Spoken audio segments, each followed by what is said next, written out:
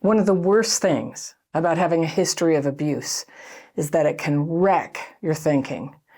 You disconnect, you go numb. You can't really tell when you feel awful inside or who's causing it. So in a family, the hurt and the blame can go flying in all directions, and they can become like glue. They can bind everyone to the toxic dynamic that hurt them in the first place.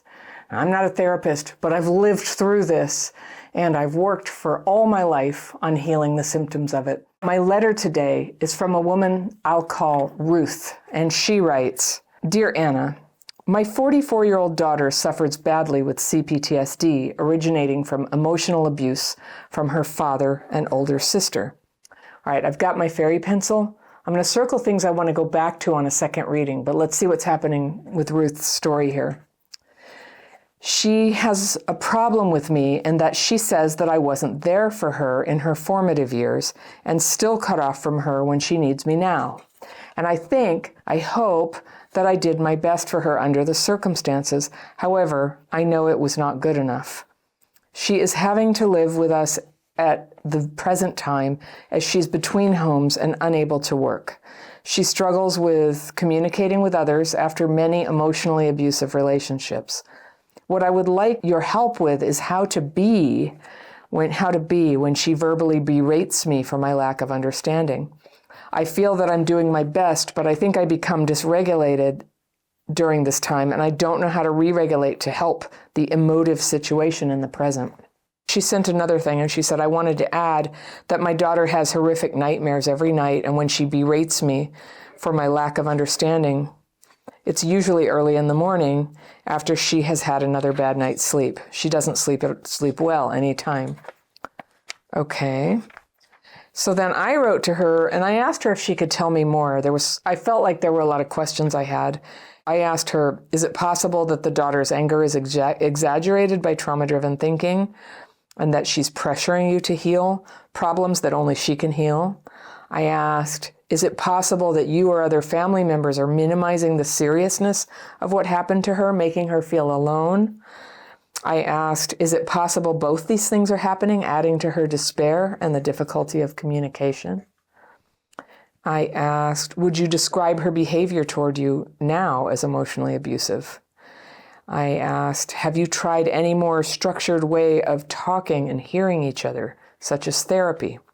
Has she told you any specific requests or criticisms that describe how she wants you to support her now? Is it like maybe she thinks you're too dismissive, or she feels pain and is trying to force you to fix her?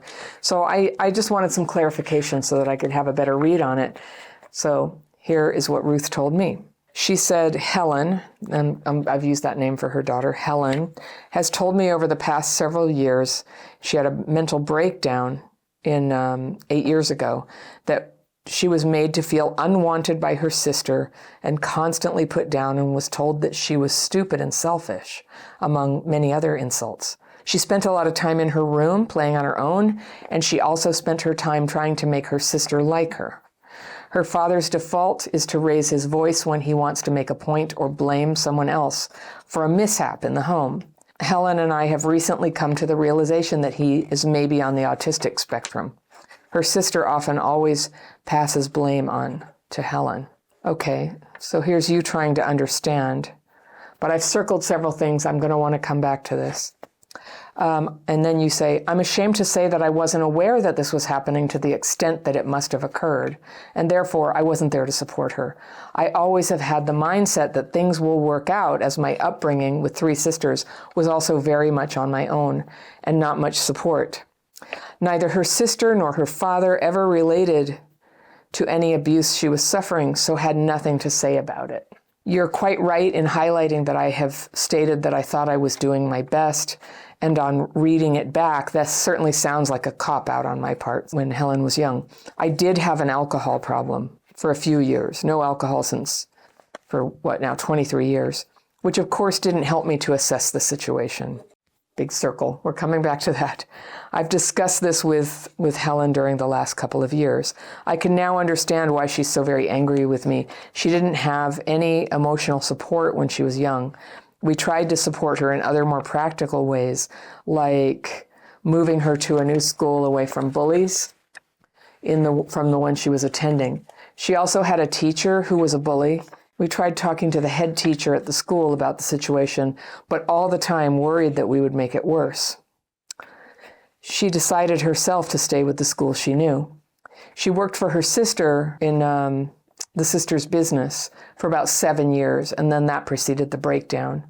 Her sister brought her boyfriend, who's a very toxic and narcissistic man, into the business for the last 5 or 6 years that Helen was working there. And between them, they mentally damaged Helen even more until she walked out and then had her breakdown. She also was in a toxic relationship with a narcissistic man 11 years older than her. He had the awareness that she was with him as a foil to her sister. And I'm not sure I understood what you were saying there, but overall I get the picture. So anyway, Helen hasn't worked since. So for 8 years, 9 years. 2 years after the mental breakdown, it was a physical breakdown, and she was bedbound for 6 months. She lives with us, which of course is very toxic for her. She's constantly wary of falling foul of her father, and she and I, have to tread very carefully around the house. The plot is thickening here. She is also constantly worried that her sister will turn up at the door unexpectedly. We have now managed to find somewhere for her to live about 5 miles away, and I hope that some of the pressure will be taken off of her from that point of view. However, her PTSD symptoms of fear, being scared of people, she's agoraphobic, will become highlighted more. I do still see my other daughter occasionally. She has 2 daughters, and we never talk about Helen. She has no sympathy for Helen and has in the past told us that we ought to throw her out. From her perspective, Helen tells me that I can make her better by being there emotionally for her, but tells me that I'm emotionally cut off and have no empathy. She tells me that I should never have had children if I couldn't look after them emotionally. Ouch. She said that she could press a button and end her life. She would. If she could do that, she would. I take responsibility for my behavior, and even though I'm flawed, I'm really trying to do my best for Helen because of her agoraphobia. I drive her to places that she can hopefully meet people. She doesn't drive. She's very artistic, so we go to a sketch class and various other creative classes. Sometimes I go with her, but at times I wait for her in the car in case she needs to leave. I know that this isn't the same as being there emotionally, but I do find it difficult to say to her what comes from the heart. When I do say something, she says that I'm ticking boxes to just say something. She may be right, but there are many times that I don't know what to say to her. I tell her that I love her and that she's special. In answer to your first question, I do think that her anger is exaggerated by trauma-driven thinking, and she's definitely wanting me to heal her problems. I don't know how far she's come to realizing that only she can heal herself. I would say that she feels alone and that her problems have been minimized by us, her family. Yes, I think that both of the above are happening and adding to her despair. And then Ruth says, I don't know that her behavior is emotionally abusive. She's very empathetic and realizes that maybe my upbringing has led me to react as I do to our situation. However, I do feel emotionally bruised when I'm constantly criticized. She says, I don't wash up properly. She feels in danger due to unclean dishes. I say the wrong thing to her father, which she feels puts her in danger of his wrath. I don't react to her emotional pain, etc. As she has horrendous nightmares every night, and she had since her breakdown, first thing in the morning is very difficult for us both. She's still suffering from effects of the nightmare, and I don't find it easy to react from the heart. We haven't tried a therapy. I've suggested it, but she told me that I should have empathy as her mother and that we shouldn't need someone else to suggest how we should talk and listen to each other. She has told me that I have no empathy and I shouldn't have been a mother. Helen suffers greatly with many physical problems from when she had glandular fever. That's the British word for mono in the US, mononucleosis, in her teens, and suffered with me until now as she suffers with sudden stabbing nerve pain when she feels in danger, constantly overheating, irritable bowel syndrome, racing heart rate, asthma, hyperglycemia, and many more.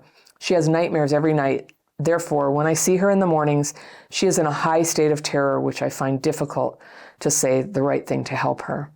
I'm always in a rush. I've noted that this can be a trigger for someone with CPTSD. I'm always in a hurry to get home to keep the peace with my husband. Thank you so much for replying to my letter, and I would be most grateful for any help you can give me. Okay, Ruth, my heart has flown out to you. You know, I'm not a psychic and I'm not a therapist, but I have a feeling what I think is going on here, and for what it's worth, I'll share it with you. And if I'm wrong, don't worry about it. Everybody should always take anything I say with a grain of salt. But I'll tell you my impression of this. I think you're in denial about how abusive your husband is. You have dropped many things here. I do think you minimize it. I'm not here to like give you a terrible time, but this is what I hear. This is the elephant in the living room here. You know, I'm always in a hurry to get home to keep the peace with my husband. You know that's not normal, right? That somebody at home is going to be in a rage if you don't hurry all the time. And you said that you both have to tiptoe around the house so you don't set them off.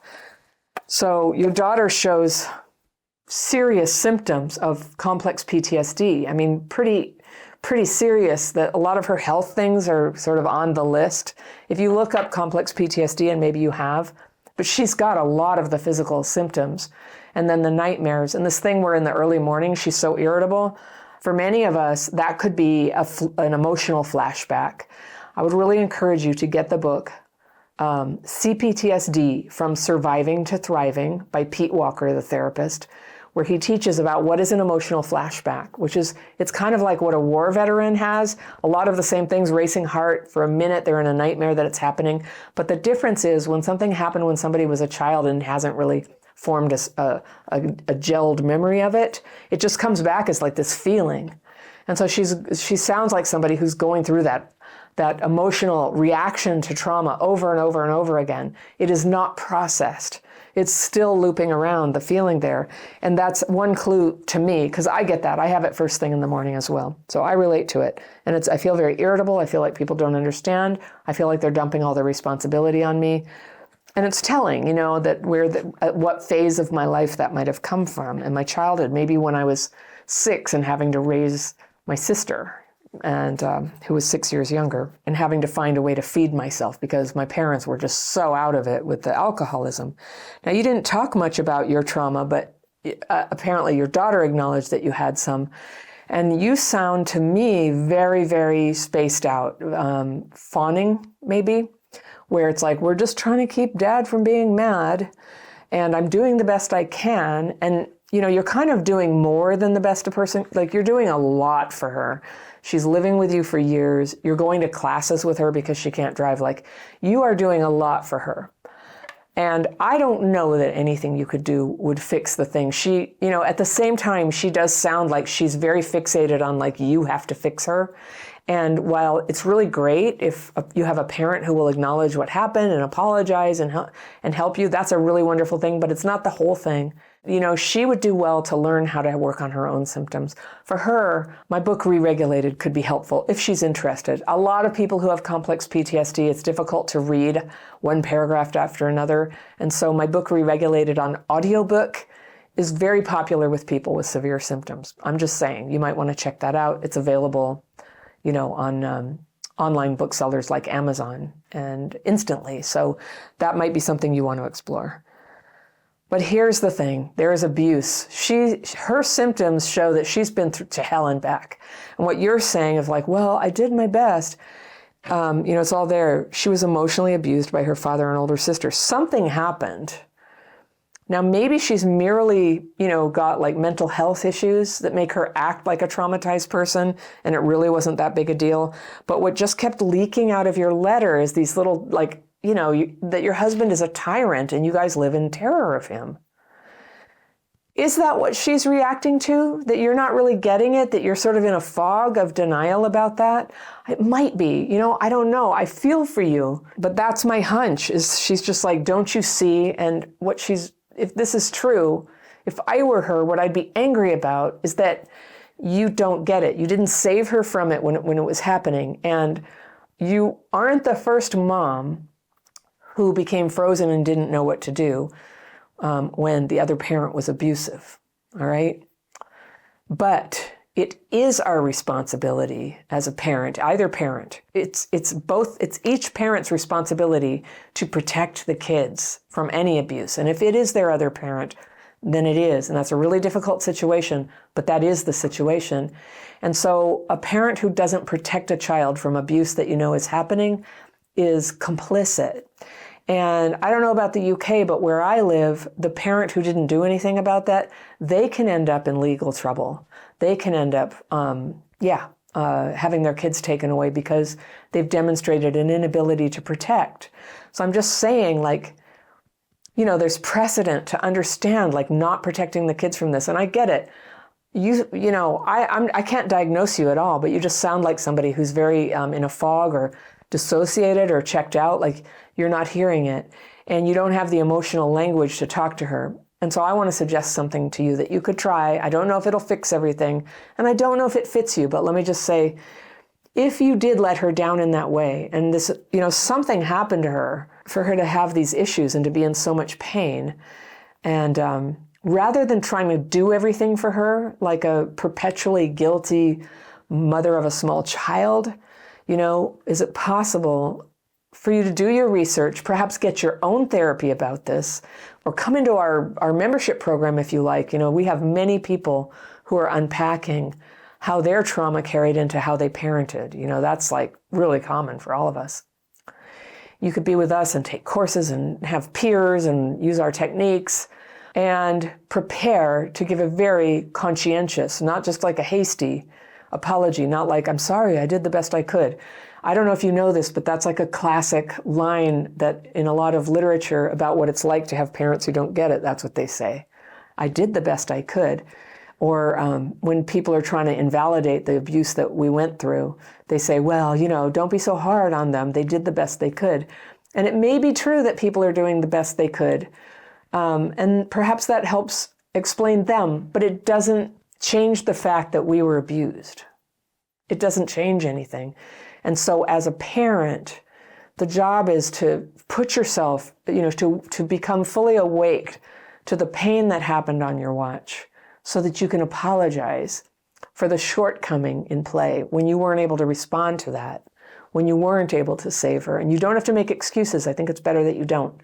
That's a later conversation, where she's already indicated, she kind of knows. There's reasons why you couldn't be fully present. From what it looks like from your letter, you're an abused spouse. And your behavior looks like that to me. And I don't want to presume. And again, I can't diagnose.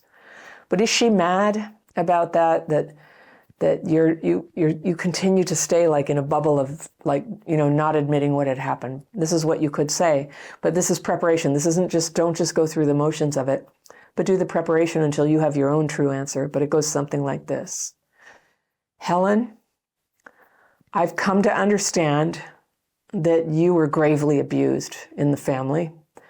And I was there and I saw it and I didn't do enough to help you.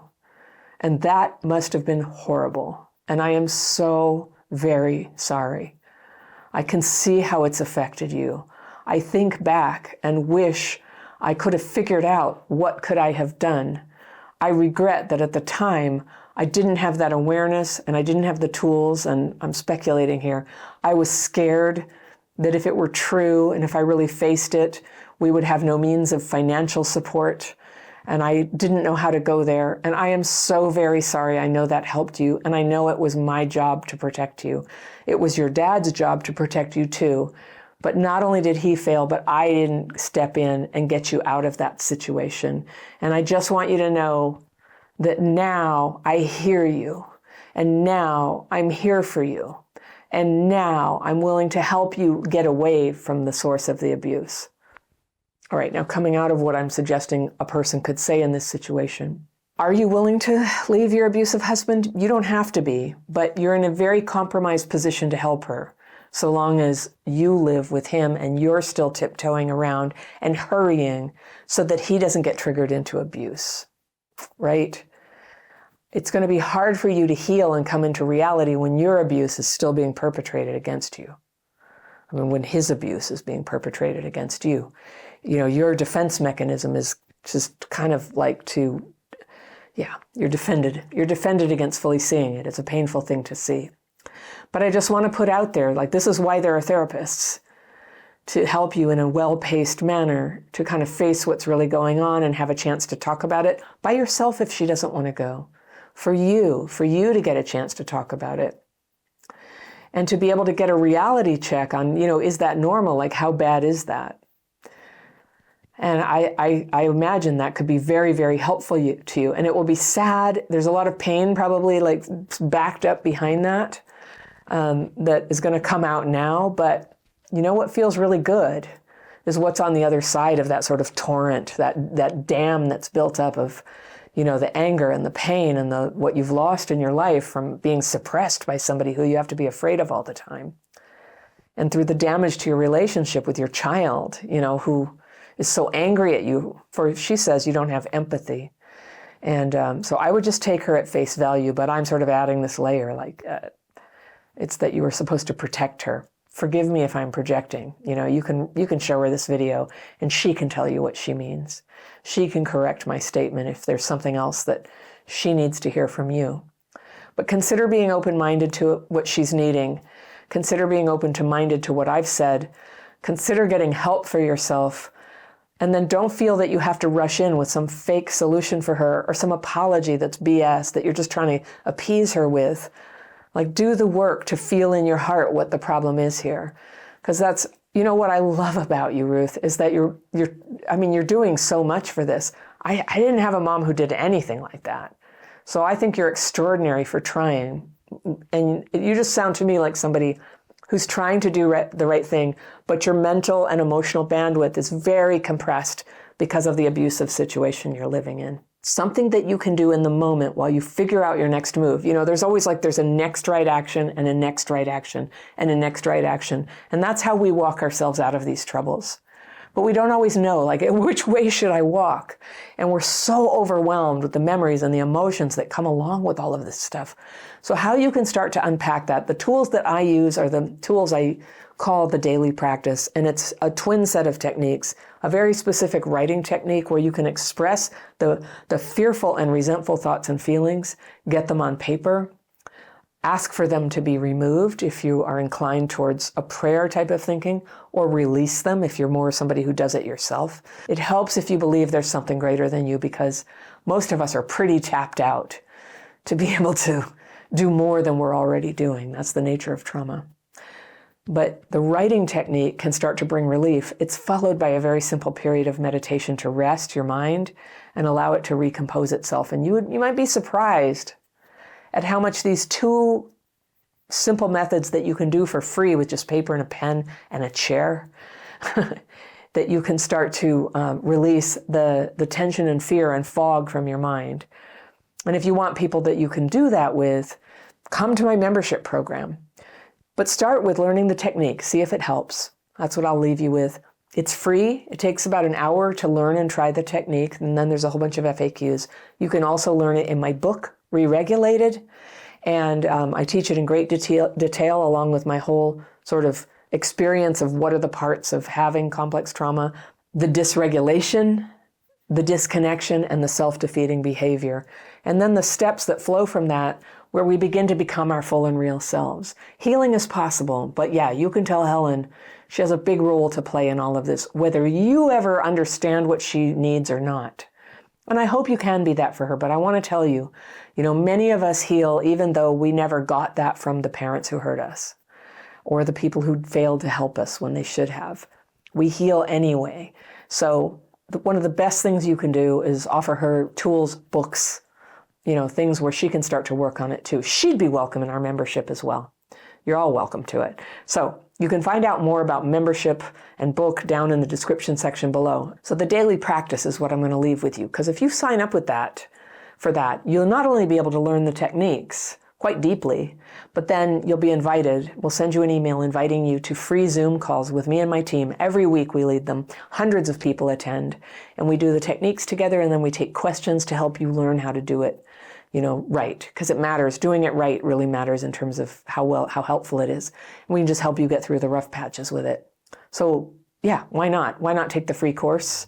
And I'll leave you with a link. It's free. It's right there. And I'll see you very soon.